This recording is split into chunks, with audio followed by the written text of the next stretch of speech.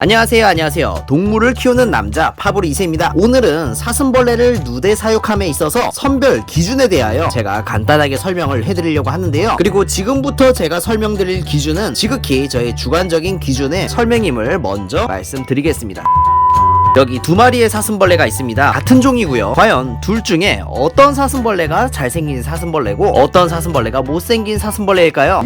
결론을 말씀드리기 전에 제가 우선 누대 사육이 무엇인지 조금 지루할 수도 있지만 설명해 드리도록 하겠습니다. 이름 그대로 여러 대의 사육으로 1대, 2대, 3대 이런 식으로 꾸준히 여러 대에 걸쳐서 사육하는 것을 뜻하는데요. 키우는 사람의 대가 아니라 해당 개체의 대에 대해서 말씀드리는 거예요. 누대 사육의 목적은 크게 세 가지로 나뉘어집니다. 첫 번째, 형질의 유지. 두 번째, 혈통의 유지. 세 번째, 편해서. 이렇게 세 가지라고 그냥 말씀드릴 수 있는데요. 첫 번째로는 사슴벌레를 키울 때 형질의 관점을 둔 누대 사육에 대하여 말씀드리겠습니다. 형질의 목적을 둔 사육으로는 주로 외형적 특징을 유지하고 보다 그 부분을 향상시키기 위하여 여러 대에 걸쳐 사육을 하는 것을 뜻하는데요. 일종의 계통을 가지고 있는 사육이다 이렇게 말씀드릴 수 있겠네요. 그리고 이 경우에 외형적인 특징은 지극히 주관적인 형태이므로 별도의 기준이 없습니다. 그냥 여러분들이 보시는 그 기준이 각자의 기준이 되는 거예요. 따로 정해진 별도의 기준이 없습니다. 이것은 물론 인브리딩, 라인브리딩, 아웃브리딩 모두 포함해서 말씀드리는 거예요. 이 세 가지에 대해서도 제가 이따가 말씀드리도록 할게요. 이 사슴벌레의 외형에 대해서 누대 사육에 대해서 알려면 그래도 몇 가지를 알고 계셔야 됩니다. 자, 두 번째, 혈통의 유지에 대해서 말씀을 해드릴 건데요. 말씀드리기 전에 혈통이 무엇인지 간단히 제가 설명해 드릴게요. 혈, 피죠. 통, 거느릴 통. 말 그대로 같은 핏줄의 계통을 뜻합니다. 혈통의 생물학적 정의에 대해서 말씀드리면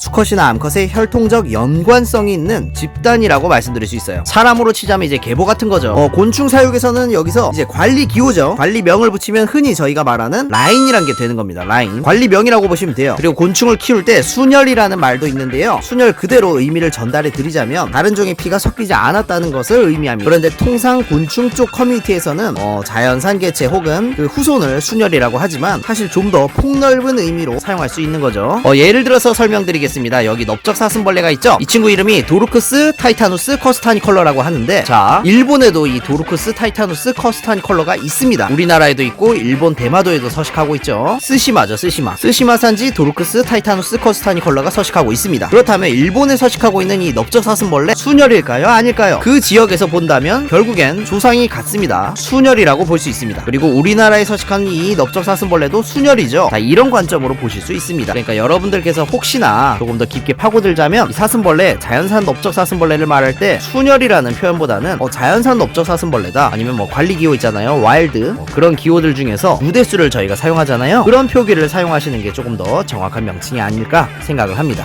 편의상 이거 순혈 개체예요, 자연산이에요, 이렇게 말할 수도 있을 것 같습니다. 여기 보이는 이 두 마리의 사슴벌레도 자연산 개체입니다. 자연산. 둘 다 애벌레를 채집해서 우화시킨 거예요. 자, 대부분이 누대 사육을 하는 세 번째 이유는 바로 편해서입니다. 편해서. 즉 새로운 곤충을 구하지 않고도 기존의 개체만으로 계속해서 누대 사육을 이어가는 거죠. 인라인, 라인 브리딩, 아웃 브리딩을 신경 쓰지 않아도 되기에 그냥 편하게 키울 수 있는 그런 이유가 될 것 같습니다. 자, 말이 나온 김에 제가 정말 간단히 설명을 해드리자면, 인브리딩은 극근친, 그러니까 직계 간의 번식을 인브리딩이라고 합니다. 라인 브리딩은 딱 직계는 아니에요. 직계는 아닌데 같은 혈연 간의 번식을 라인 브리딩이라고 할 수 있고요. 아웃 브리딩은 이제 자연산이죠. WC 개체, 약자인데 자연산의 개체를 섞었다 이렇게 말씀드릴 수 있겠습니다. 근데 그런 것도 있어요. 어느 정도 이제 떨어진 관계라면은, 그러니까 직계도 아니고 혈연도 아니고 그런데 엄청나게 떨어진 대수를 가지고 있어요. 이런 것을 아웃브리딩이라고도 합니다. 결론적으로 인브리딩이나 라인 브리딩은 모두 인위적인 번식이죠. 그리고 그 중에서 인브리딩, 라인 브리딩이 있는 겁니다.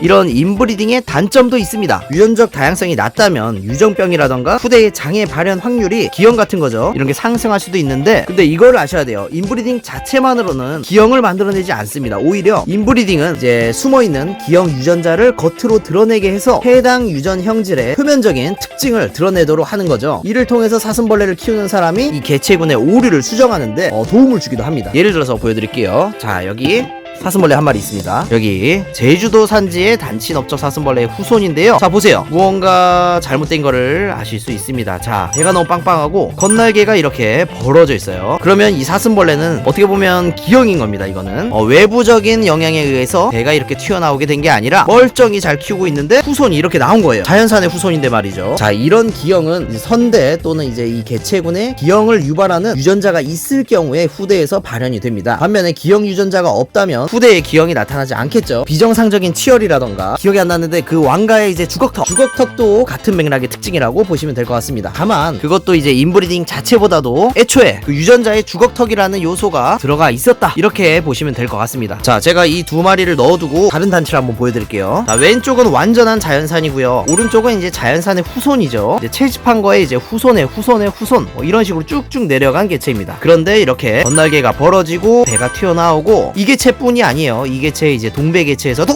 물렸어요. 발현이 되었는데요. 그렇다면 이 개체를 꾸준히 인브리딩 하는 것보다 이 왼쪽 개체, 자연산 개체를 다시 아웃브리딩을 해가지고 이런 형질이 나타나지 않도록 하거나 아니면 이 개체를 배제하고 일반적인 형태의 단치를 다시 채집을 해서 이 개체랑 교미를 시키는 게 더 유리하겠죠. 그런데 만약에 여러분들이 이 개체가 가지고 있는 뭔가 외형적 특징을 발견을 했어요. 뭔가 매력을 찾았어요. 그것을 이 개체의 후손한테 물려주고 싶은 거예요. 이제 육종을 하고 싶은 거죠. 육종. 그렇다면은 어떻게 보면 인브리딩이란 게 그 형태를 유전적으로 유지시키기에 가장 유리한 방법은 인브리딩이라고도 볼 수는 있습니다. 다만 이렇게 기형적인 모습을 보여주고 있잖아요. 그런데 굳이 이 개체의 후손을 누대를 해야 하는가? 이거는 이제 육종을 하신 분의 선택이라고 볼 수 있을 것 같습니다. 저라면은 누대를 하지 않습니다. 단점이 너무 많으니까요. 만약에 장점이 있다면 여러분들이 잘 찾아야겠죠. 라인 브리딩을 해야겠죠. 어떤 식으로 해서 이 개체의 장점만을 후손한테 발현시킬 수 있을지 그런 거를 많이 연구를 해야 될 것 같습니다. 이제 어렵겠죠. 그렇게 하게 된다면. 그런데 이렇게 애초부터 자연의 개체에게서 이렇게 멋있는 형태 키우시는 분이 만약에 이 형태가 멋있다 생각을 했어요. 근데 외형적인 특징에서 단점이 보이지가 않아요. 기형도 아니에요. 유전적으로 후손에게 물려주면서 쭉 애를 잇고 싶다 하시면은 오랜 시간이 걸리겠지만 그렇게 키워볼 수 있겠습니다. 기형적인 특징이 발현이 된다면 잘 피해가야겠죠. 그런데 그건 있어요. 자연산 개체를 또 다른 자연산 개체랑 다시 교미를 시켜서 후손을 이어간다면 동형 접합률이 현저히 저하될 수 있다. 육종가가 바라는 품종을 만들어내는 거에 대해서 조금 멀어질 수도 있습니다. 어려운 길이 될 수도 있다는 거죠. 인브리딩과 아웃브리딩을 적절히 이렇게 믹스를 해야 아무래도 외부적 특징을 유전적으로 후손한테 발현시키는데 좋은 쪽으로 갈 수 있지 않을까 생각을 합니다. 결론적으로 말씀드리자면 인브리딩이나 라인 브리딩은 인위적인 겁니다. 인위적인 브리딩이죠. 이런 인위적인 누대 사육은 단점도 장점도 여러 가지가 있을 수 있습니다. 어디까지나 이것은 여러분들의 기준이라고 볼 수 있겠어요. 여러분들이 이제 평가하는 거죠.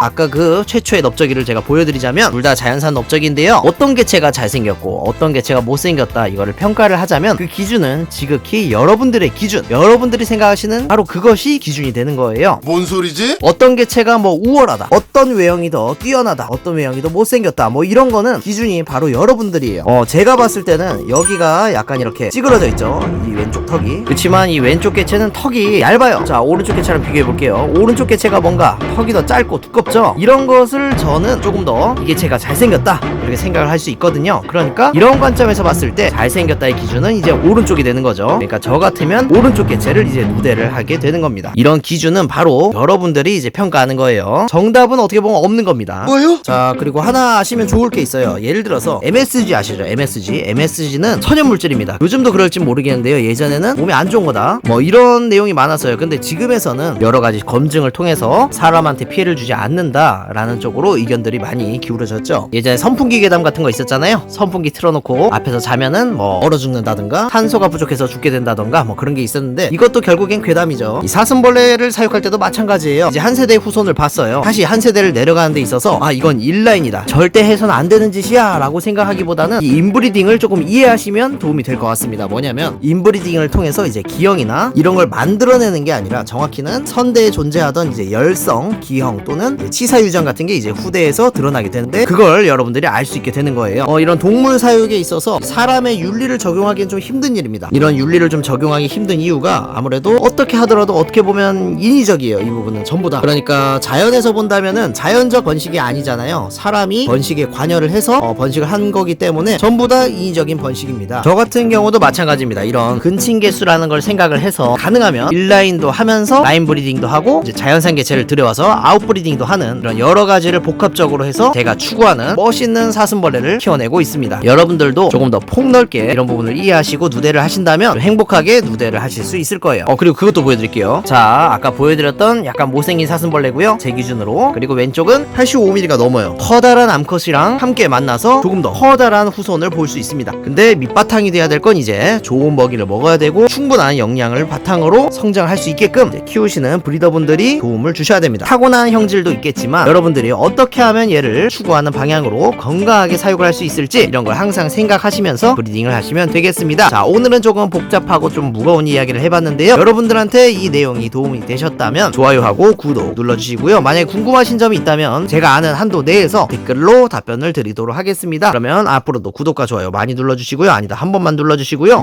무슨 좋아요는 많이 눌러주세요. 그러면 다음 영상으로 또 만나 뵙도록 하겠습니다. 하바. 와, 얘 진짜 멋있죠? 85mm 넓적 사슴벌레. 와, 엄청나게 큽니다. 물 것 같다. 오. 그럼 영상 끝.